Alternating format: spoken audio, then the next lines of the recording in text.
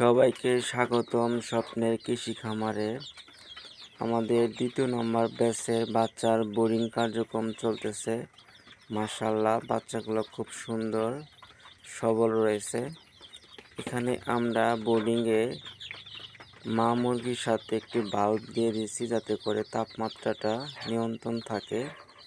এখন শীতের সময় চলে আসছে, রাত্রে মোটামুটি ঠান্ডা পড়ে, সেই জন্য আমরা মা মুরগির সাথে একটি বাল্ব দিয়ে দিছি। এখানে সবগুলাই দেশি মুরগির বাচ্চা, একদম পিওর 100% দেশি মুরগি। তো বাচ্চাগুলো সুন্দর সবলভাবে বোর্ডিং কার্যক্রম পরিচালনা করা হচ্ছে।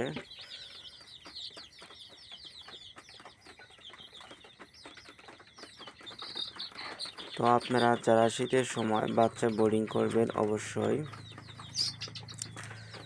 সঠিকভাবে বোর্ডিং ম্যানেজমেন্টটা তাপমাত্রা নিয়ন্ত্রণ করবেন, তা না হলে আপনাদের বাচ্চাগুলো অসুস্থ হতে পারে।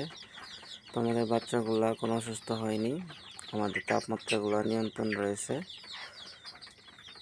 বাচ্চাগুলো খুব সুন্দর সবল রয়েছে।